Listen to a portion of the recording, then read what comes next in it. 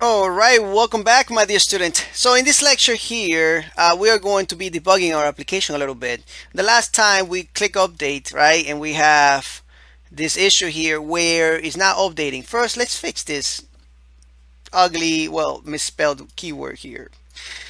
All right, so let's go to functions here and let's just take that S out of there. Well, let's analyze this. What this is doing is taking the update here, so like it's selecting that coming from the form, and then we are pulling all this information. We're moving the image to where it's supposed to be we're supposed to be moving it.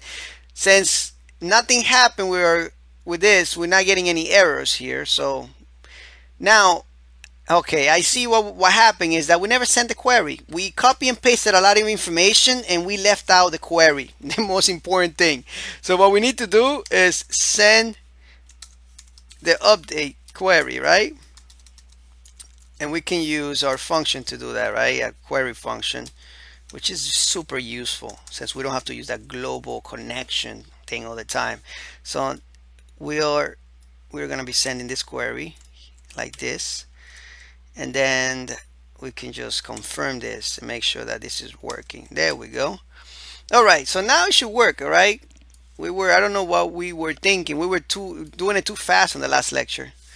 Let's go here and click here, some products, update. Oops, you see this? Beautiful. So product ID is actually together with this. It looks like we forgot the assignment operator there. Let's look at it. Look at it. There we go. Save. Now we are ready to take some action into this. S update. Beautiful. Look at this. We got the update, but now we have an issue here with the picture. All right. And I think I told you I was going to tell you how to fix this, that we were going to get an issue with the picture, and then I was going to show you how to take care of that picture problem. All right. So let's go ahead and take care of it. Let's go back to functions. The problem is, and I'll show you the problem. What this is it. This is the problem. When we update this, and we see the picture here, but when we click update, this field is empty here. The temporary location of files and a super global file is empty. So for example, let me go back to this one. Right now, this temporary location is empty. So when we click update, we're gonna take in that post super global empty to our database. What we need to do is we need to check to see if this is empty, we can do something, and if it's not empty, then we can do something else. So let's first check to see if this value is empty. All right, if the value is empty, we need to go inside the database, all right, and pull out that picture and have it ready so that when we click submit, it's ready for us again. So let's see how we can do this in this function update. All right, what we need to do is we can check this image right here before we even set it right here. All right, so we can do this. We can make a loop and loop through all these values here, and do some advanced checking, and even create some error checking to display some errors. But we're not going to do that now. We'll probably do that in the extra features.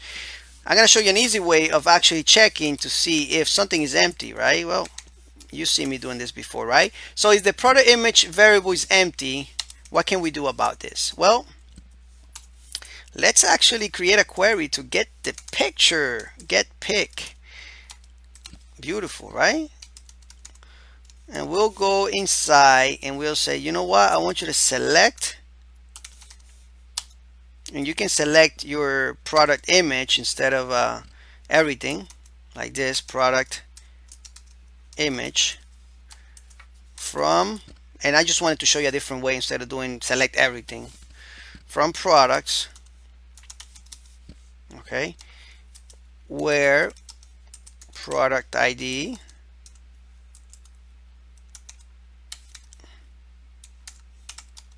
all right equals what? We could use the get request also, or we could use the product ID that we can pull from here. All right, and I'm just gonna use the get request. We're gonna just escape it.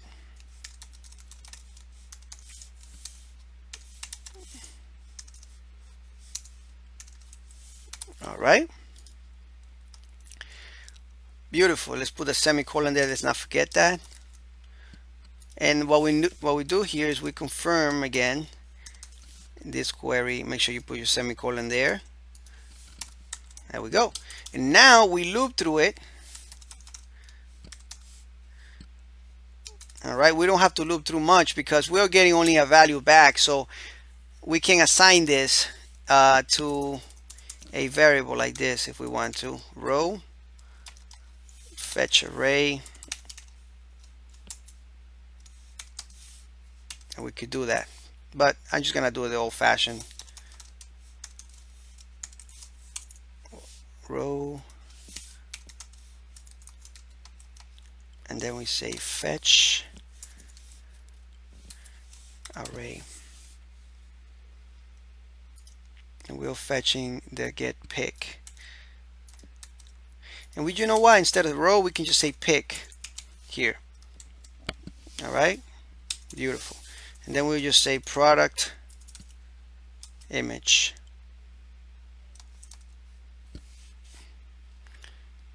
and we use pick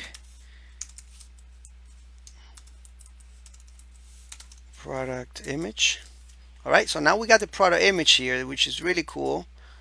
All right, perfect. And now here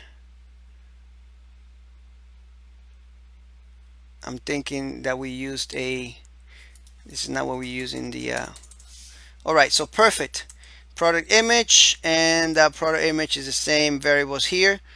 All right, so now let's go ahead and check this out to see if it works. All right, we might have a bug or two. It's good that we have bugs so we can fix it. So let's go to view product. Oops, line 526 in functions. Oh my god, we have a nail there instead of a semicolon. Save. There we go. So now let's check this. Let's choose a picture, JavaScript course that I got, which is really good. Update, come back here, we got the picture. Let's click update again, and we still got that picture. You see that?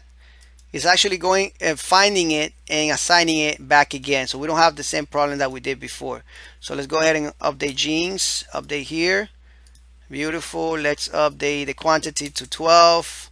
Select the category, example ID. That's another thing here. We should have the default when we are adding the product. We should have the right category. So let's do that real quick. Actually, I'm gonna do that in the next lecture. So you see that? All right, so in the next lecture, just because this one got kind of long, we're going to be select, make sure that the category that's selected for this product is displaying right here as default. All right, thank you so much, and I'll see you in the next lecture.